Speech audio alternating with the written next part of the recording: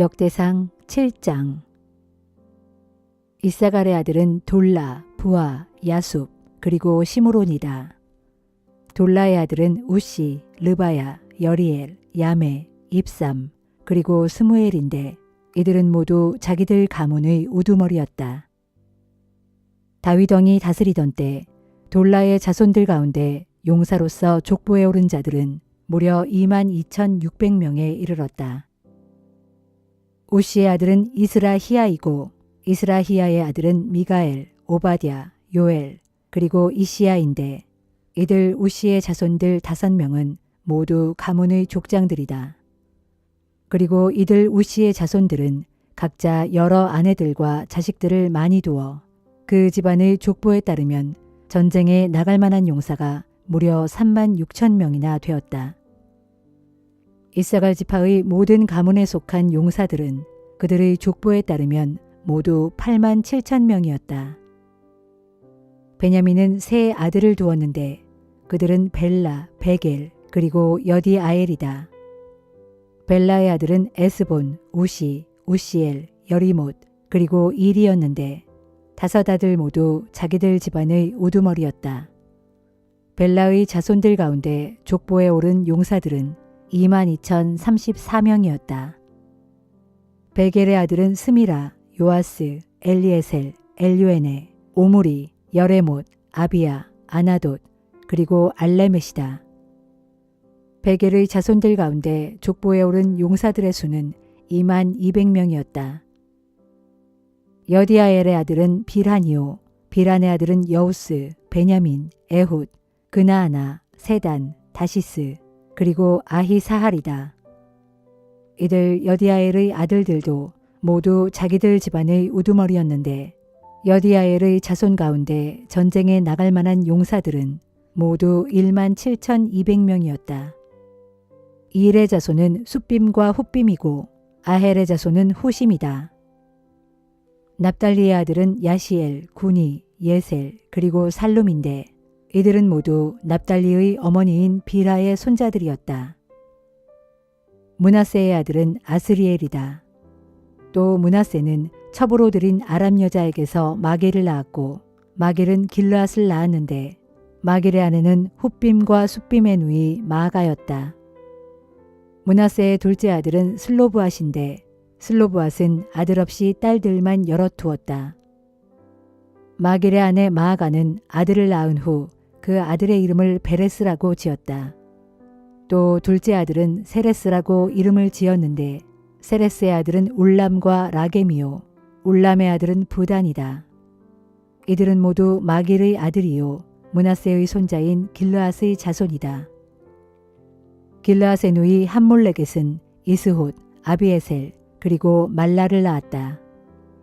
스미다의 아들은 아히안, 세겜, 리키, 그리고 아니암이다. 에브라임의 아들은 수델라이고 그 아들은 베렛, 그 아들은 다핫, 그 아들은 엘르아다, 그 아들은 다핫, 그 아들은 사밧, 그 아들은 수델라이다.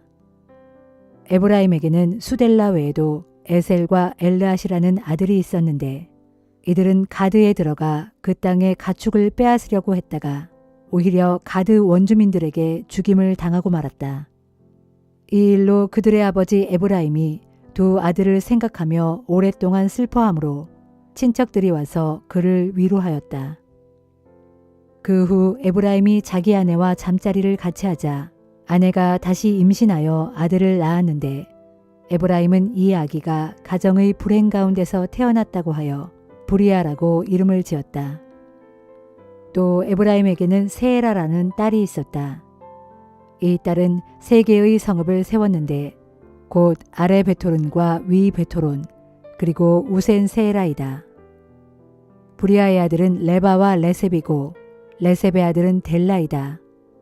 델라의 아들은 다한, 다한의 아들은 라단, 라단의 아들은 암미훗, 암미훗의 아들은 엘리사마, 엘리사마의 아들은 눈, 그리고 눈의 아들은 여후수아이다.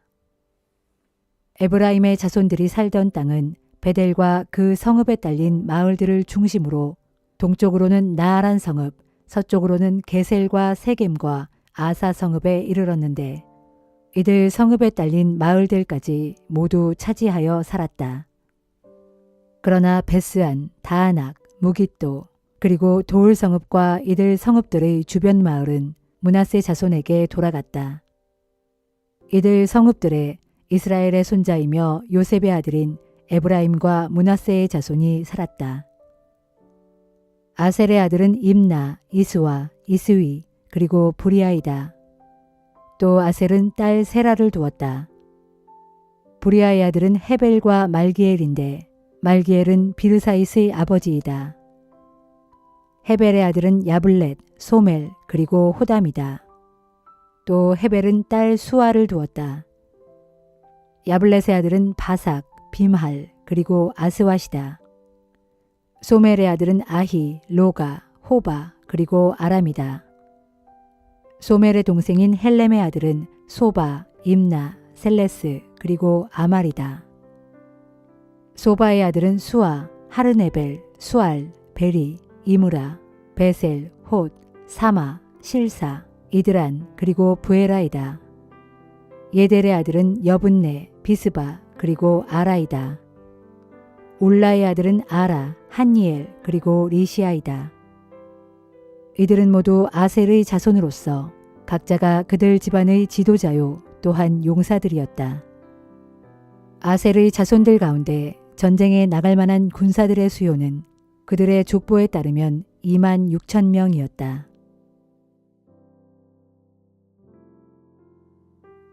역대상 8장. 베냐민의 맏아들은 벨라이고 둘째는 아스벨, 셋째는 아하라, 넷째는 노하, 그리고 다섯째는 라바이다. 벨라의 아들은 앗달, 게라, 아비훗, 아비수아, 나아만, 아호와, 게라, 수부반, 그리고 후람이다. 에훗의 아들은 나아만, 아히야, 그리고 게라이다. 이들은 모두 각 집안의 우두머리로서 게바 성읍에 살고 있었지만 후일 전쟁 포로가 되어 마나핫으로 끌려갔다. 그리고 에훗의 아들 게라는 우사와 아히훗을 낳았다. 사하라임은 모압 산지에서 살았는데 그는 두 아내 후심과 바하라를 내쫓고 호데스와 재혼하여 요밥, 시비야, 메사, 말감, 여우스, 사갸 그리고 미르마를 낳았다. 이들은 모두가 그들 집안의 우두머리였다. 또 사하라임은 아내 후심에게서도 아비둡과 엘바알을 낳았는데 엘바알의 아들은 에벨, 미삼 그리고 세мет이다. 특히 세멧은 두 개의 성읍 오노와 롯을 세우고 거기에 딸린 주변 마을들도 세웠다. 아얄론에 사는 시족들의 우두머리는 브리아와 세마였다. 이들은 가드 성읍의 주민들을 내쫓았다. 또 브리아의 아들은 아히오, 사삭, 여레못, 스바디아, 아랏, 에델, 미가엘, 이스바 그리고 요하이다. 엘바알의 아들은 스바디아, 무슬람, 히스기, 헤벨, 이스무레, 이슬리아 그리고 요밥이다. 시므이의 아들은 야김, 시그리, 삽디, 엘리에네, 실르데, 엘리엘, 아다야, 브라야 그리고 시므라시다. 사삭의 아들은 이스반, 에벨, 엘리엘, 압돈, 시그리, 하난, 하나냐, 엘람, 안도디아, 이브드야 그리고 분우엘이다. 여로함의 아들은 삼스레, 스하랴, 아달랴, 여아레시아, 엘리야 그리고 시그리이다. 이들은 모두가 그들 집안의 우두머리였고 예루살렘에서 살았다. 여이엘은 기브온 성읍을 세우고 거기에 살았다. 그의 아내는 마아가였고 맏아들은 압돈이었다.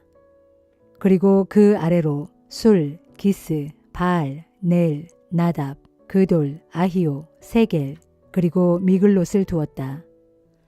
미글롯의 아들은 시므아인데 이들도 자기 친척들과 함께 예루살렘에서 살았다. 넬은 기스를 낳고 기스는 사울을 낳고 사울은 요나단, 말기수와 아비나답 그리고 에스바알을 낳았다. 요나단은 무리바알을 낳고 무리바알은 미가를 낳았다. 미가의 아들은 비돈, 멜렉, 다레야 그리고 아하스이다. 아하스는 여호와따를 낳고 여호와따는 알레멧, 아스마웻, 그리고 시므리를 낳았다.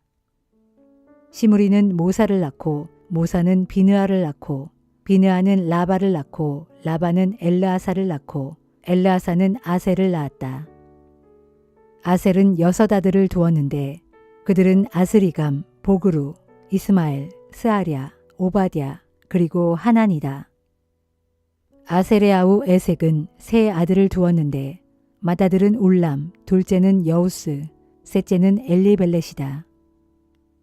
울람의 아들들은 모두 활을 잘 쏘는 뛰어난 용사들이었고 또한 자손이 많았는데 그들의 아들들과 손자들을 모두 합하면 무려 150명이나 되었다. 이들은 모두가 베냐민의 자손들이다.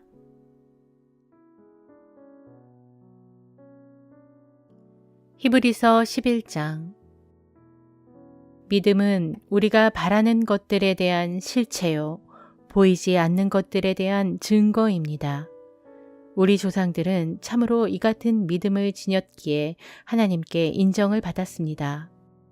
믿음으로 우리는 이 세상의 모든 것들이 하나님의 말씀으로 창조되었다는 것을 알고, 그래서 우리 눈에 보이는 세상은 본래 존재했던 어떤 것들로 만들어진 것이 아니라 오직 하나님의 말씀으로 말미암아 생겨난 것임을 깨닫습니다. 믿음으로 아벨은 형 가인보다 더 나은 제물을 하나님께 바쳤습니다. 하나님께서는 아벨이 바친 믿음의 제물을 기꺼이 받으시면서 그를 의롭다고 인정해 주셨습니다. 이처럼 아벨은 믿음으로 제물을 바침으로써 그 제물이 하나님께 인정을 받았던 것입니다. 오늘날 아벨은 죽었지만 그는 자기 믿음을 통해 여전히 우리에게 증언하고 있습니다. 믿음으로 에녹은 죽음을 경험하지 않고 그 몸이 들려 하늘나라로 옮겨졌습니다. 하나님께서 그를 산채로 데려가셨기 때문에 그의 모습이 세상에서는 더 이상 보이지 않게 되었습니다. 하늘나라로 옮겨가기 전부터 에녹은 그 믿음으로 하나님을 기쁘시게 하는 자라는 인정을 받았습니다. 그렇습니다. 믿음이 없이는 아무도 하나님을 기쁘시게 해드릴 수 없습니다. 그러므로 하나님께로 나아가려고 하는 사람은 누구든지 하나님께서 살아계시다는 것과 또 그분은 자신을 진정으로 열심히 따르는 사람들에게 반드시 상을 주시는 분이시라는 것을 믿어야 합니다. 믿음으로 노아는 아직 아무런 조짐조차 보이지 않는 미래의 일들에 대해 하나님의 지시를 받았을 때 거룩한 두려움 속에서 방주를 지어 대홍수 때 자기 가족들을 구원했습니다. 이로써 노아는 그 믿음으로써 불신 세상을 정죄하였고 나아가 그 믿음으로 인해 의의 상속자가 되었습니다.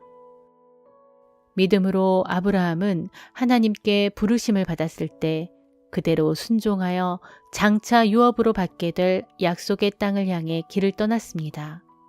그런데 그때 아브라함은 자신이 어디로 가야 하는지 알지 못한 상태에서 오직 믿음으로 나아갔습니다. 마침내 약속의 땅에 도착했지만 믿음으로 그는 낯선 타국에 잠시 몸붙여 사는 이방인처럼 그렇게 살았습니다. 즉, 아브라함은 낯선 타국 땅에서 장차 자신과 함께 동일한 언약의 상속자가 될 이삭 및 야곱과 더불어 나그네처럼 천막을 치고 살았습니다. 이것은 그가 조만간 하나님께서 친히 설계하시고 세우실 견고한 터 위의 도성을 기대하고 있었기 때문입니다. 또 믿음으로 아브라함은 자기가 너무 늙었고 자기 안에 살아도 이미 아기를 낳을 수 없는 단산의 몸이었지만 마침내 생식의 능력을 얻어 아버지가 될 수 있었습니다. 그것은 그가 자신에게 약속하신 분을 신실한 분으로 끝까지 믿었기 때문입니다. 그리하여 마치 죽은 사람이나 다름없는 이 한 사람에게서 하늘의 별들과 같이 많고 바닷가의 모래알들 같이 셀 수 없는 수많은 후손들이 생겨난 것입니다. 이 사람들은 모두 믿음을 따라 살아가다가 죽었습니다. 비록 그들은 살아있는 동안에는 약속된 것들을 받지 못했지만 오직 믿음으로 그것들을 멀리서 보고 크게 반겼습니다. 그리고 이 세상, 이 땅에서는 자신들이 잠시 머무는 외국인이며 또 나그네 신세임을 신앙 고백했습니다. 이 같은 신앙 고백을 하는 사람들은 자신들이 참된 본향을 찾고 있는 나그네된 사람들임을 분명히 나타내 보여주었습니다. 만일 그들이 떠나온 세상 고향을 생각하고 있었더라면 그들에게는 돌아갈 기회가 얼마든지 있었습니다. 그러나 그들은 실상 더 좋은 고향, 곧 하늘나라를 갈망하고 있었습니다. 그러므로 하나님께서도 그들의 하나님이라고 불리는 것을 부끄럽게 여기지 않으시고 도리어 그들을 위해 한 도성을 마련해 두셨습니다. 또 아브라함은 하나님께 시험을 받았을 때 믿음으로 순종하여 이삭을 바쳤습니다. 더욱이 그때 아브라함은 많은 후손의 약속을 받은 사람이었는데도 기꺼이 자기 외아들을 희생 제물로 바치려고 했던 것입니다. 일찍이 하나님께서는 아브라함에게 이런 약속을 하셨습니다. 오직 이삭을 통해서 태어난 사람들이라야 내 후손이라고 불릴 것이다. 이 약속을 믿은 아브라함은 외아들 이삭이 죽더라도 하나님께서 반드시 그를 다시 살려내실 것이라고 생각했습니다. 비유적으로 말하자면 아브라함은 자기 믿음을 통해 외아들 이삭을 죽음으로부터 다시 돌려받은 셈입니다. 믿음으로 이삭은 장래 이루어질 일을 두고 야곱과 에서를 합당하게 각각 축복해 주었습니다. 믿음으로 야곱은 죽을 때에 요셉의 두 아들을 합당하게 각각 축복해 주고는 자기 지팡이에 기대어 일어나서 하나님께 경배를 드렸습니다. 믿음으로 요셉은 죽을 때에 장차 이스라엘 백성이 이집트를 떠나게 될 것임을 말하면서 이집트를 떠날 때 자기 유골도 반드시 함께 가지고 나가달라고 당부했습니다. 믿음으로 모세의 부모는 모세가 태어났을 때 그 아이를 3달 동안 몰래 숨겨 길렀습니다. 그것은 그들이 그 아들의 남다름을 알고는 아기를 죽이라는 이집트 왕의 명령을 두려워하지 않았기 때문입니다. 믿음으로 모세는 어른이 되었을 때 이집트 공주의 아들로 불리는 것을 거부했습니다. 모세는 죄 가운데서 육신의 안락을 잠시 누리기보다는 도리어 하나님의 백성과 함께 고난받는 길을 선택했습니다. 그는 이집트의 온갖 보화를 소유하는 것보다 그리스도를 위해 온갖 모욕을 당하는 것을 마다하지 않았습니다. 그것은 믿음으로 그가 장차 받게 될 하늘의 상급을 바라보았기 때문입니다. 또 믿음으로 그는 이집트 왕의 분노를 두려워하지 않고 이집트를 떠났습니다. 그는 보이지 않는 하나님을 마치 보는 것 같이 뚜렷이 바라보면서 참고 견뎠습니다. 또 믿음으로 그는 유월절 및 어린 양의 피를 뿌리는 의식을 행함으로써 이집트 땅에서 모든 처음 난 것들을 멸하는 죽음의 사저로 하여금 이스라엘 집안의 맏아들을 해치지 못하도록 했습니다. 믿음으로 이스라엘 백성은 마치 마른 땅을 밟고 건너듯 홍해를 무사히 건넜지만 그들을 추격하던 이집트 군사들은 똑같이 그렇게 행하다가 모두 물에 빠져 죽고 말았습니다. 또 믿음으로 이스라엘 백성이 이레 동안 여리고 성을 돌자 그토록 견고하던 성벽이 와르르 무너져 내렸습니다. 믿음으로 기생 라합은 이스라엘 정탐꾼들을 자기 집에 맞아들여 무사히 숨겨줌으로써 여리고 성이 함락될 때 믿지 않은 사람들과 함께 죽지 않았습니다. 내가 얼마나 더 계속해서 열거해야 하겠습니까? 이 밖에도 기드온, 바락, 삼손, 입다, 다윗, 사무엘, 그리고 여러 예언자들에 대해서 일일이 이야기하자면 시간이 모자랄 것입니다. 믿음으로 그들은 전쟁에서 이겨 나라들을 정복하고 하나님의 정의를 실현하고 약속된 것들을 받고 으르렁거리는 사자들의 입을 막고 맹렬히 타는 불의 위력을 꺾고 죽음의 칼날을 피하고 연약한 데서 도리어 강해지고 전쟁터에서 용맹을 떨쳐 이방 군대를 물리치기도 했습니다. 또 여자들 가운데는 부활의 기적을 통해 죽은 가족을 되돌려받은 기쁨을 맛본 사람들도 있습니다. 또 어떤 사람들은 믿는다는 이유로 심한 고문을 당했지만 구태여 풀려나가기를 원치 않았습니다. 그것은 그들이 장차 더 나은 부활의 삶을 얻고자 했기 때문입니다. 또 어떤 사람들은 조롱을 받기도 했고 채찍질을 당하기도 했으며 심지어 쇠사슬에 묶여 감옥에 갇히기까지 했습니다. 그뿐만 아닙니다. 돌에 맞아 죽은 사람도 있었고 톱질을 당해 몸이 두동강 나서 죽은 사람도 있었으며 칼에 찔려 죽은 사람도 부지기수였습니다. 양이나 염소 가죽의 야생 털옷을 입고 이리저리 떠돌며 생활하는 가운데 극심한 가난을 겪고 고난을 받으며 학대를 당한 사람도 있었습니다. 세상은 이런 사람들을 받아들이지 못했고 이런 사람들에게 세상은 또한 아무런 가치가 없었습니다. 그래서 그들은 광야와 산속과 동굴과 토굴 등을 찾아다니며 지냈습니다. 이 사람들은 모두 자신들의 믿음으로 인해 하나님께 인정을 받았지만 그들 중 누구도 약속된 것을 이 세상에서는 받지 못했습니다. 그 까닭은 하나님께서는 오늘날 우리 성도들을 위해 더 좋은 것을 마련해 두셨으므로 그들도 우리와 함께 최종적인 온전함에 이를 수 있도록 미리 작정하셨기 때문입니다. 아모스 5장. 이스라엘 족속아, 너희는 이 말을 들어라.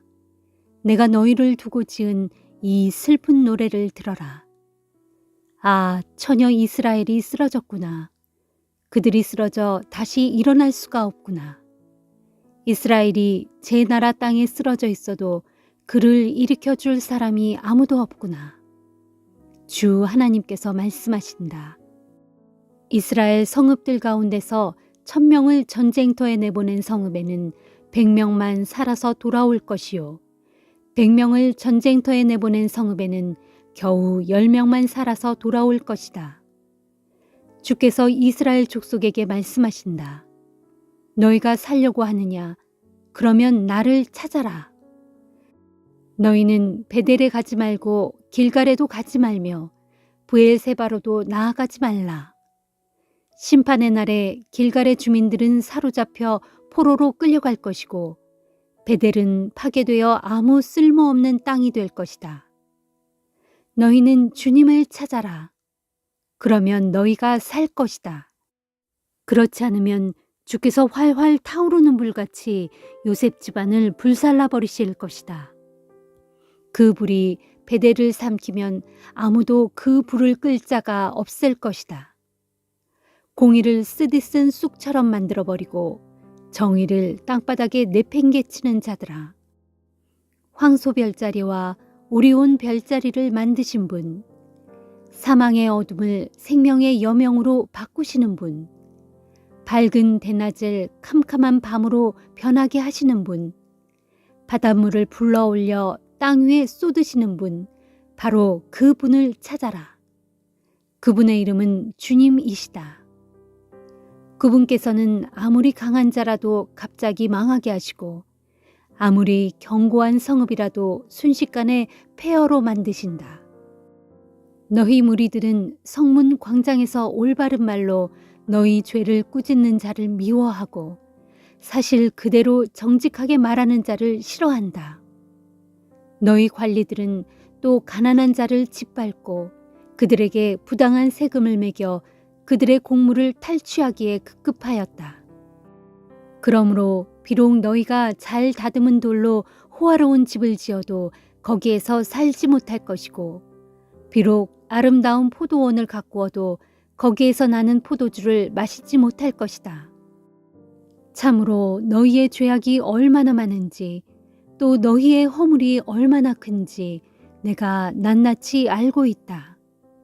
너희는 의로운 자를 학대하였고 뇌물을 받고 성문 광장에서 가난한 사람들에게 억울한 판결을 내렸다.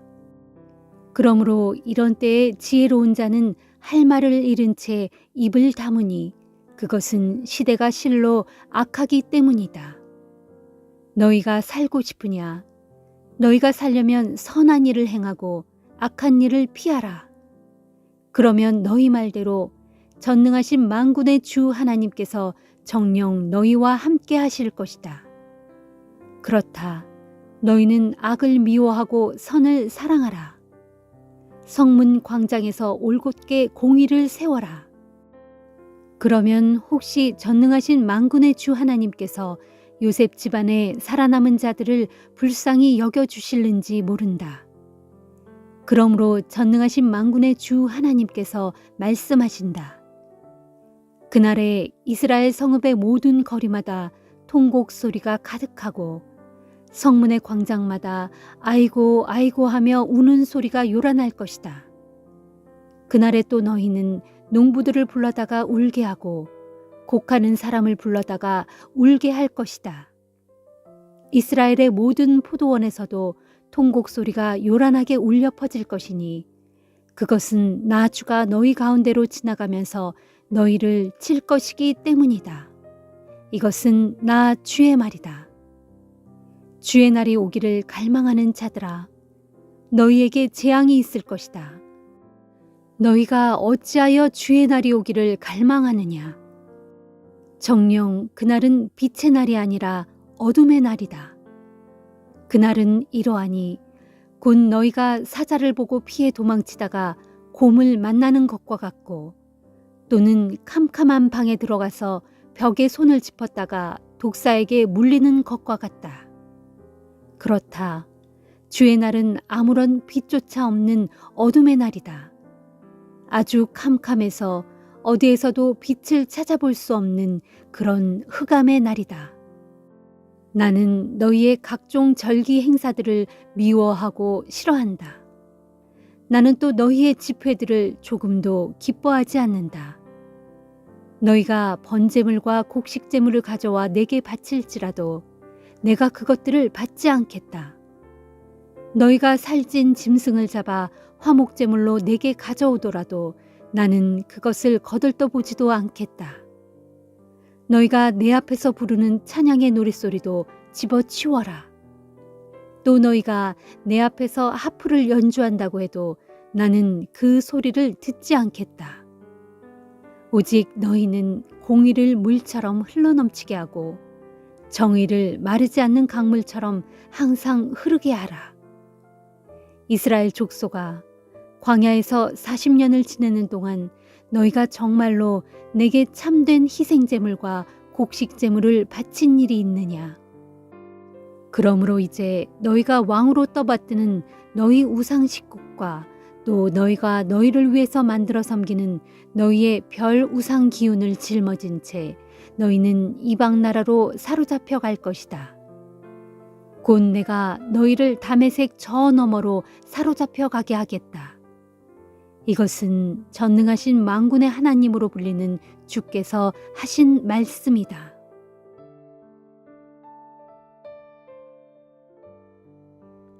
누가복음 1장. 존경하는 데오빌로 각하, 우리들 가운데서 일어난 일들에 관해 기록하고자 손을 댄 사람은 이미 여럿 있었습니다. 이런 모든 글들은 일어난 일들을 직접 목격하고 말씀을 믿고 따르고 전파하게 된 사람들이 우리에게 전해준 바를 그대로 기록한 것들입니다.